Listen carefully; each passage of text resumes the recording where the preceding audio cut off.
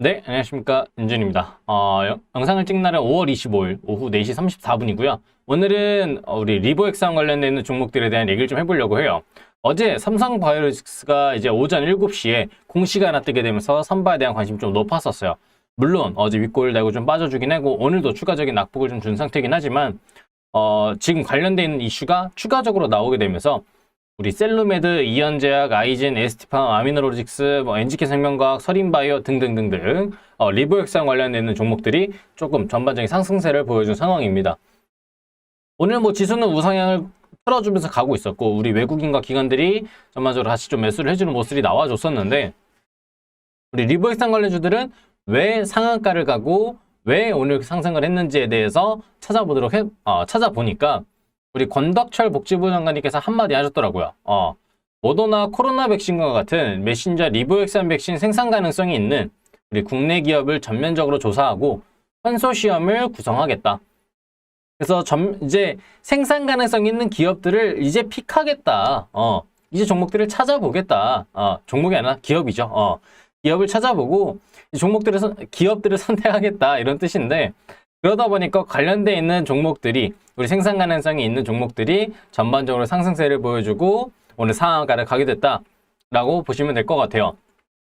그러면 이 이슈는 앞으로 추가적으로 더 볼 수 있냐라고 하면은 저는 볼 수 있다라고 봐요. 왜? 아직까지는 픽을 안 했잖아요. 어떤 기업에서 어떻게 진행하겠다가 나온 상황이 아니기 때문에 일단 컨소시엄을 구성하고 그거에 대한 얘기들이 나오기 전까지는 전 기대감 때문에 주가가 올라갈 가능성이 있다라고 봐요. 그래서 현재 지금 셀루메드, 그 다음에 이현제약, 아이진 보여드리도록 하겠습니다. 셀루메드, 이현제약, 그 다음에 아이진, 그 다음에 에스티팜, 그 다음에 아미노로직스 이런 종목들을 볼 수 있다고 보는 건데 저는 오늘 반등 나왔던 구간들이 굉장히 좀 메리트 있는 종목이라고 생각을 해요. 매력적인 자리, 메리트 있는 자리. 아미노로직스 같은 경우에는 앞전 지지 구간대를 받아주면서 올라왔고요. 이현제약 같은 경우는 앞전에 있던 지지 구간 근처에서 반등이 나온 상태입니다. 이와 비슷한 느낌으로 셀루메드도 앞전에 있는 지지 구간에서 반등이 나온 상태예요. 즉 차트적인 반등 자리에서 같이 나오기 때문에 이번에 힘이 좀 더 컸다라고 보고요. 일봉 자리에서. 그 다음에 외국인과 기관들이 충분히 단타칠 수 있는 환경들을 만들어주다 보니까 추가적인 상승폭과 그 다음에 이익 볼 수 있는 구간들을 만들어주고 상한가까지 밀어줄 수 있었다. 그러면 지금까지 내려왔던 폭들을 하루 만에 올려줬기 때문에 하루 이틀 정도는 추가적인 등락폭, 그러니까 윗꼬리를 달아주고 그 다음에 하루 이틀 정도의 등락폭을 좀 더 크게 보여줄 수는 저는 있다라고 생각을 합니다. 셀루미드 같은 경우도 요 앞전에 이런 식으로 라인 잡아줬던 적이 있죠. 그 다음에 이현제약 같은 경우는 앞전에 있던 이런 자리. 그 다음에 아미로리스 같은 경우도 앞전에 이런 식으로 등락폭을 이런 식으로 잡아줄 수 있다라는 거예요. 그렇기 때문에 오늘 하루만 매매라고 끝나는 게 아니라 앞으로 하루 이틀 정도의 상황들을 좀 더 볼 수 있다고 생각을 하고요. 오늘 종가 베팅 하셨던 분들은 내일 아마 윗꼬리를 좀 크게 달아주려고 등락폭을 많이 보여줄 수 있어요. 물론 미증시가 많이 빠져버리고 그 다음에 테이퍼링이나 다시 한 번 더 금리 이런 얘기들이 나오게 되면 이슈가 있는 종목들도 많이 못 가긴 해요. 하지만 미증시에서 별 문제가 없고 오늘 장중까지도 내일 오전까지 큰 문제가 없다라고 하면은 내일 다시 한 번 더 흐름을 보여줄 수 있다라고 생각을 하니까 저는 내일까지는 그 다음에 내일 모레 정도까지는 충분히 대응해 볼 수 있겠다. 이렇게 보시면 될 것 같아요. 그래서 단타 단기로 보시는 분들은 하루 이틀 정도 보시면 좋을 것 같고요.